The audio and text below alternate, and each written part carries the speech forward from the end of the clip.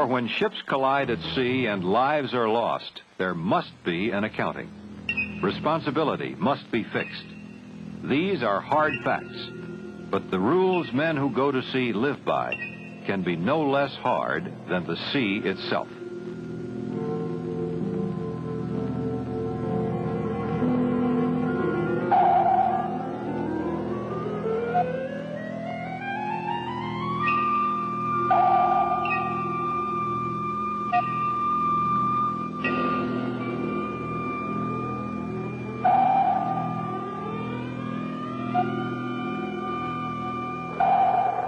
It is early morning, Tuesday, June 3rd, 1969.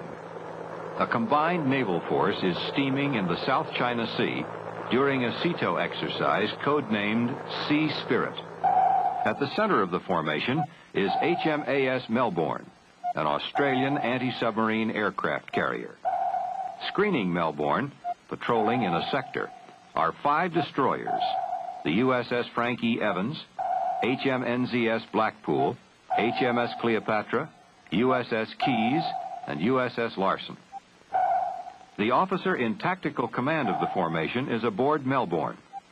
The formation is on a base course of 220, speed 18 knots, and is zigzagging in accordance with a plan in the exercise operation order. All units in the formation are steaming at darkened ship with no navigational lights showing. The sea is glassy and the wind calm. Visibility is unrestricted in bright moonlight and scattered clouds. Lieutenant J.G. David R. Burton comes up to relieve the deck at approximately 23:45 on June 2nd. His JOOD is Lieutenant J.G. John Reynolds. Burton has been on board Evans for almost 2 years and has been standing OOD watches for several months. The screen commander has designated Evans rescue destroyer for flight operations. 3 times during the previous hours between 1800 and 2300, Evans has been ordered from her screening position to plane guard 1,000 yards astern of Melbourne. Screen of Melbourne, guide in the center. 21 knots, no other active contacts. Next contact will be Skunk Gull. Jim. Ready to relieve you. Ready to relieve. We've got the Melbourne down here in the center. The Keys, Larson's, Cleopatra, Blackpool, and we're down the bottom. The captain's night orders, which contain the commanding officer's instructions for watchstanding, have been prepared and sent to the bridge. All officers standing deck and CIC watches must read and initial them. Tonight, the orders state the CO is to be called for all changes in the formation, but not for course and speed changes used in patrolling station.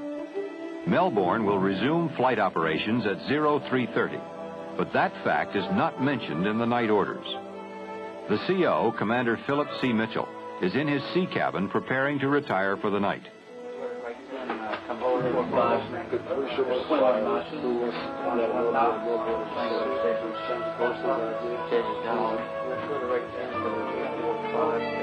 I relieve you, sir. I stand relieved.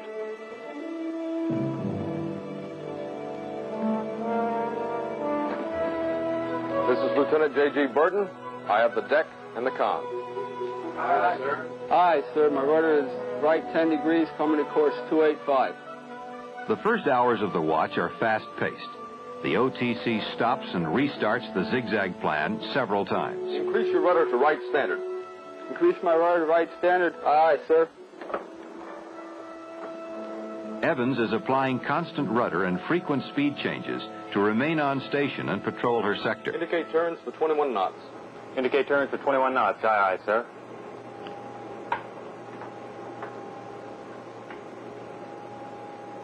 At about 0230, Lieutenant J.G. Burton turns the con over to his JOOD. How about driving for a while? I want to check the message traffic. We're on 270 at 21 knots. Just be sure to... At the time Lieutenant J.G. Reynolds assumes the con, the formation has temporarily stopped zigzagging. This is Lieutenant J.G. Reynolds. I have the con. At 0253, the OTC orders the formation to turn left to course 185. 2 minutes later, he orders resumption of zigzagging. Lieutenant J.G. Reynolds mistakes the 185 course just ordered for the base course of the zigzag plan.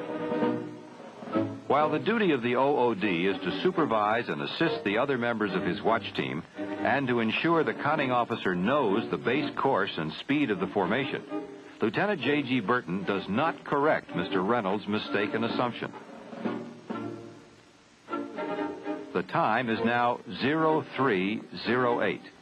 In 1 minute, Evans will receive a message directing her to assume rescue destroyer station astern of Melbourne. The events leading to disaster are about to begin. At this time, Evans is out of station and in Blackpool's sector. This places her off the port bow of Melbourne, which is steaming on course 260, the current leg of the zigzag plan. Reynolds believes Evans is directly ahead of Melbourne or to starboard. Moreover, he believes the carrier is on course 205. The time, just before 0309. The next leg of the zigzag for the carrier is left to 240. Melbourne will not execute that turn, for she is about to alter the formation. Charlie 1, this is Juliet 3. Execute to follow. Formation 1. Call sign Mike 3. Call sign Bravo 4. Break. Bravo 4. Over. This is Bravo 4. Roger out. Contrary to the captain's night orders that he be called for changes in station, he is not informed of the signal telling Evans to take rescue destroyer station. The time, 0310. Charlie 1, this is Juliet 3. Stand by. Execute. Break. Bravo 4. Over. Bravo 4. Roger out. Right 10 degrees, rudder. Right 10 degrees, rudder, right? Rudder's at right 10 degrees. Very well. Because Reynolds thinks he is dead ahead or to starboard of Melbourne, he chooses a right turn to station. Were the carrier to make a left turn to the next zigzag leg, the range would open further and Evans would pass safely down Melbourne's starboard side to her station astern of the carrier. She's too close for a maneuvering board solution. We'll have to eyeball her in. Evans' actual position makes the starboard turn a dangerous maneuver. She is turning into the carrier. Melbourne, which had previously collided with an Australian destroyer in 1964, has given the screening ships in the present formation instructions always to turn away from the carrier when taking station. For added safety, she positions rescue destroyers behind her before turning to her course for flight operations. This allows the destroyer to follow in the carrier's wake as she turns into the wind.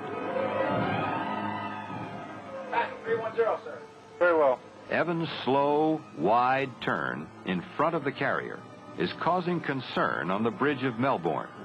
In order to alert Evans to the danger, Melbourne's captain sends in code his course of 260. Bravo 4, this is Mike 3. Mike Corbin, shackle. Zulu, uniform. Uniform, Lima. Unshackle. Break. Time, 0312. Over. Bravo 4. Roger out. Passing 000, sir.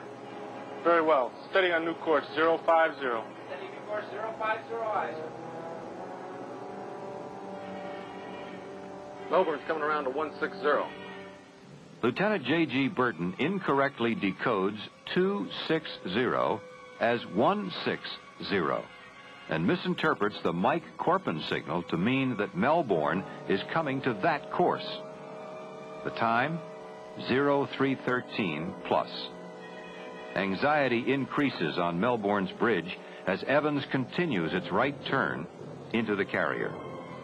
The captain orders Melbourne's navigational lights turned on to full brilliance and sends a stronger warning to Evans. Bravo 4, this is Mike 3. You're on a collision course. Over. Sir, I am steady on new course 050. Very well. Hey, I don't get those lights. Is she launching aircraft? What the hell? That's a port running light. What's her bearing drift? I hold her drifting left. Left 5 degrees rudder. Left 5 degrees rudder, right. The time, still 0313 plus. A collision can still be avoided. Evans, with 5 degrees left rudder on, would narrowly miss Melbourne. In a few moments, both ships will commit to turns that will make the tragedy inevitable. Boy, something's wrong here. Something's very wrong. She should be coming to 160. The commanding officer of Evans remains asleep in his sea cabin. He has received no indication that his ship is in harm's way. Melbourne's captain, having heard no response to his earlier warning, repeats it. Bravo 4, this is Mike 3. You're on a collision course. Over. Right full rudder. Bravo 4, roger. My rudder is right full. She says we're on a collision course, but I don't get it. She must mean she hasn't executed her turn to 160. With right rudder on, we'll pass under her stern, but it'll be close. The time, still 0314 plus. There is one last message from Melbourne. It confirms action already taken by Melbourne's commanding officer. Action that makes collision inevitable. Bravo 4, this is Mike 3. I'm going hard left. Over. At the time of Evans' final hard right rudder and Melbourne's hard left, there were 9 possible combinations of turns available to the two ships. Even up to those final moments, if any of 7 other combinations had been chosen, the collision would have been avoided.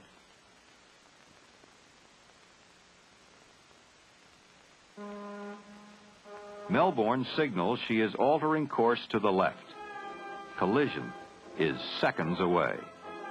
There are still desperate attempts being made on both ships to avoid it.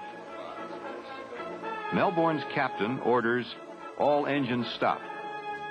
Almost simultaneously, the Melbourne officer of the watch orders all engines back. The engines will not respond to the last order until after the collision. God, she's going to hit us. Our engine's back full.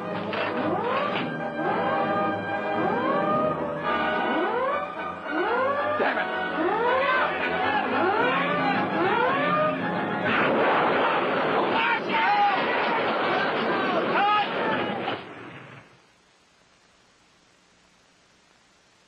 At about 0315 on June 3rd, 1969, Melbourne strikes the port side of Evans at frame 92, the approximate location of CIC. The angle between the ships at impact is about 90 degrees. Evans is split into 2 sections. The force of the collision stops Melbourne dead in the water. The entire watch in Evans CIC is lost. No one in the forward fire room or the IC plotting room survives. Of the 10 officers in the forward section, 4 of them, the CO, XO, and the 2 deck watch officers, survive. 33 of the 101 enlisted men escape.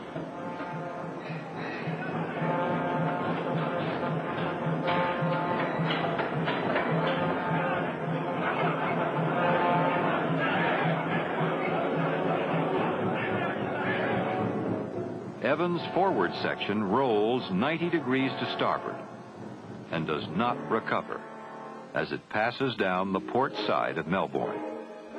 In 9 minutes, it sinks in 1,100 fathoms of water, taking 73 men to the bottom. 1 additional body is picked up by a lifeboat. In the Evans junior officer compartment, in the forward section, a ladder not bolted properly to the deck rises up as the section rolls. The ladder blocks all escape, and all the officers in the compartment are lost. Through various acts of heroism, others in the forward section of Evans are saved. The BMOW Seaman James Barnes, after being thrown from Evans Bridge to the water by the collision, swims back to the forward section. After climbing aboard, Seaman Barnes forces open a door leading from the main deck. It is now horizontal because the section is lying on its starboard side. He then shouts to those inside that this is the way out. 16 men escape through the door that Seaman Barnes has opened. In a tragic irony, his brother remains trapped in a compartment below and is lost. The aft section of Evans, which rights itself after an initial roll to starboard, floats down the right side of Melbourne and comes to rest off the carrier's starboard quarter. Here, too, many officers and men respond with valor. Lieutenant M.L. Bradshaw, Evans' operations officer, is the senior officer in the aft section. He assembles the crew on the fantail and organizes the distribution of life jackets. Only after ordering the evacuation of the rest of the Evans crew does Lieutenant Bradshaw himself leave what remains of his ship.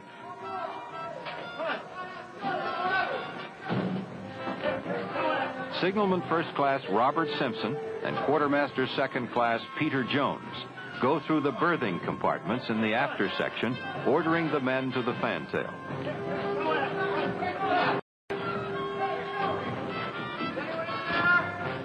After searching to ensure that no one remains, they pass through the compartments, setting condition zebra. Other petty officers help calm the crew and supervise the evacuation to Melbourne via ladder, scrambling nets, and Jacob's ladder when the aft section of Evans has been secured to the carrier. The search for Evans survivors continues through daylight of June 3rd. Helicopters from Melbourne and USS Kearsarge, as well as boats from the Australian carrier, cooperate in the search. The last survivor is picked up by helo at 0340. Later in the day, Evans survivors are transferred to Kearsarge. A number are injured. All personnel, with the exception of one fireman who was on watch in Evans' forward engine room at the time of the collision, require hospitalization for first and second degree burns caused by high-temperature steam escaping from the broken main steam line. There are other injuries in addition to the physical wounds. Souls are scarred by the memory of being pitched to the deck by the collision, of crawling and sometimes swimming to safety through the dark and canted passageways of a broken and dying ship. It's impossible to grasp the horror of those moments.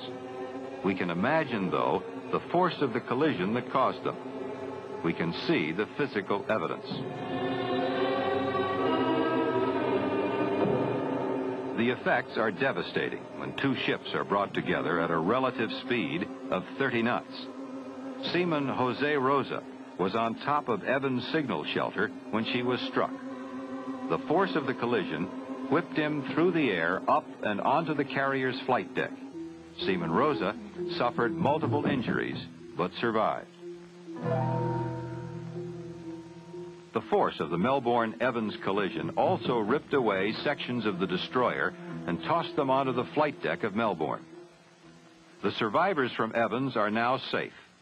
Cleanup of Melbourne is almost complete. The job of winding up other details of the Melbourne-Evans disaster will not be so easy. For when ships collide at sea and lives are lost, there must be an accounting. Responsibility must be fixed. These are hard facts, but the rules men who go to sea live by can be no less hard than the sea itself. On June 10, 1969, a joint board of investigation presided over by Rear Admiral Jerome H. King, Jr., senior member, convened at the U.S. Naval Station, Subic Bay, the Philippines. The board found that Evans was primarily responsible for the collision, as Evans had the duty to remain clear of Melbourne in taking station. The board further fixed individual responsibility for the collision among the officers on USS Evans. It found that Lieutenant J.G. Reynolds was the conning officer from the time of the signal to take station astern of Melbourne to the time Lieutenant J.G. Burton automatically assumed the con by ordering right full rudder. As such, Lieutenant J.G. Reynolds was responsible for the orders which placed Evans on a collision course with Melbourne. His later order of a left turn was sufficient to relieve, but not to eliminate, the hazard in which he placed both ships. The board found that Lieutenant J.G. Reynolds did not exercise due care, which contributed to the collision by Right 10 degrees, rudder. Right 10 degrees on the right. failing to ascertain correctly Evans' position relative to Melbourne before turning, and by failing to keep track of Melbourne's movements relative to Evans after the maneuver began. This would have revealed to him that he was on a collision course. By failing to request information from the Combat Information Center, Left 5 degrees, rudder. and by failing to make a more decisive turn to the left, which would have eliminated all hazard to both ships.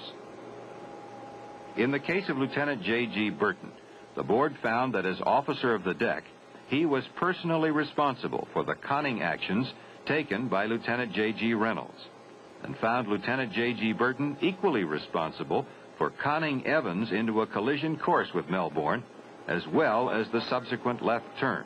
Left eyeball her in. Right full rudder. By ordering right full rudder, Lieutenant J.G. Burton assumed sole responsibility for conning Evans.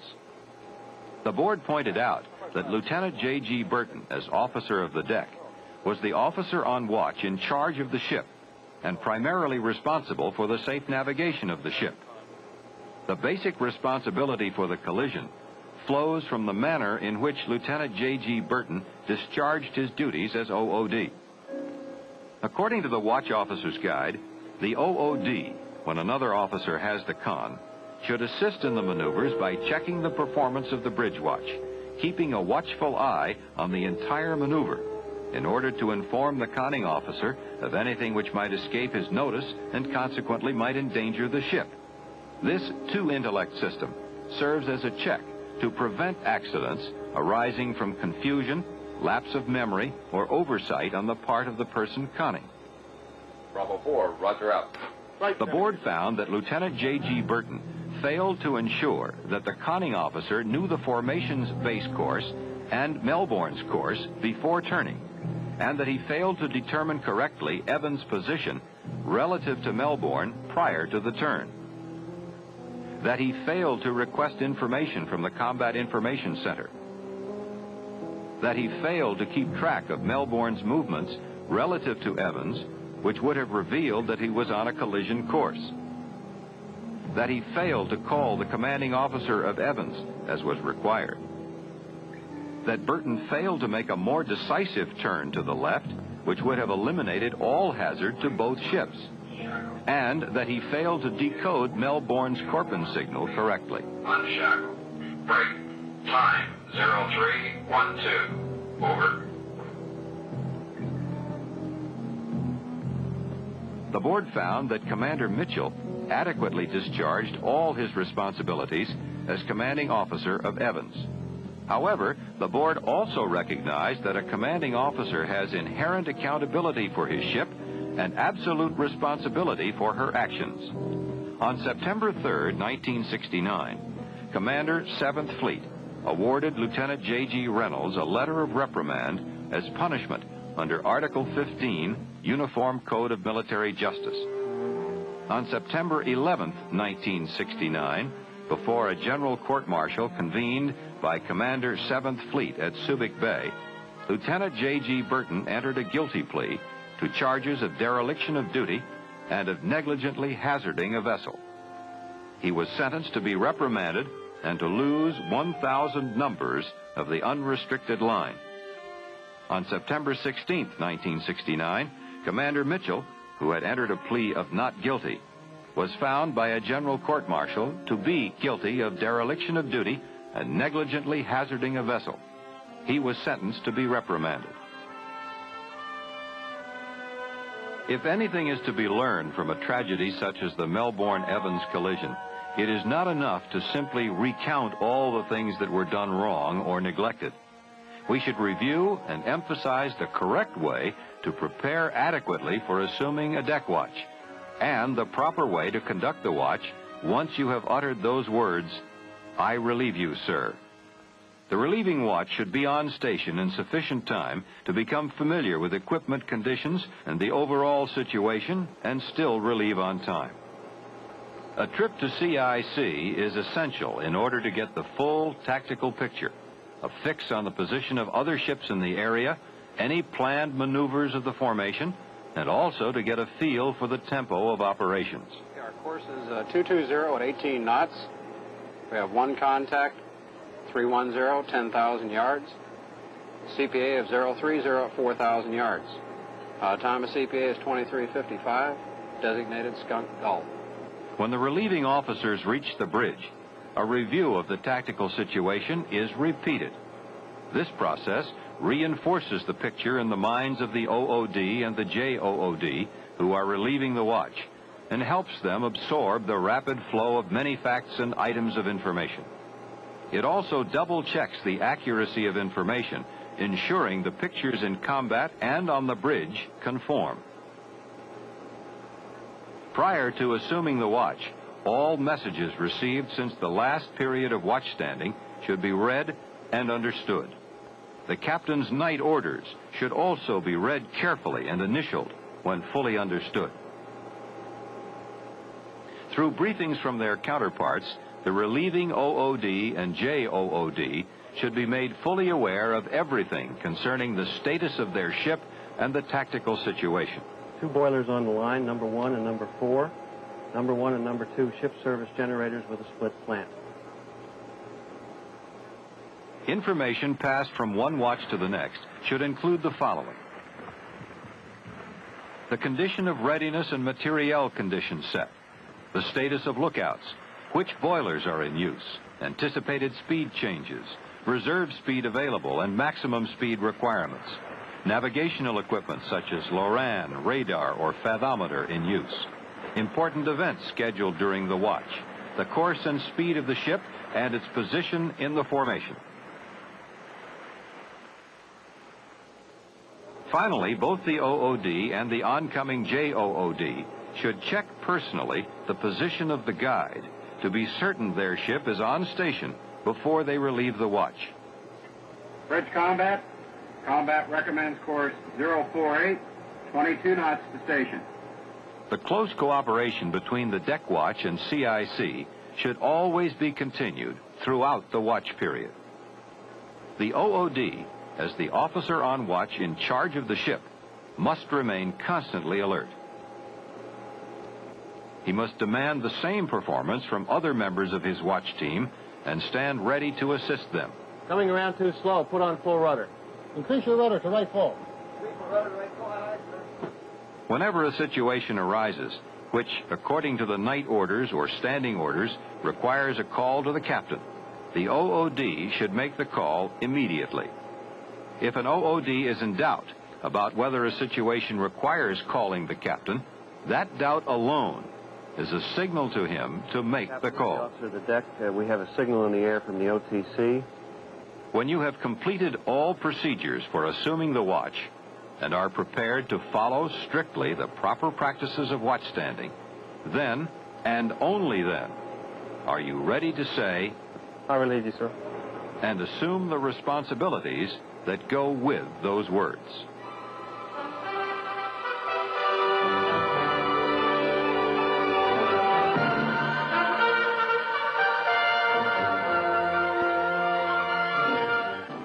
This film contains a factual recreation of the Melbourne-Evans collision.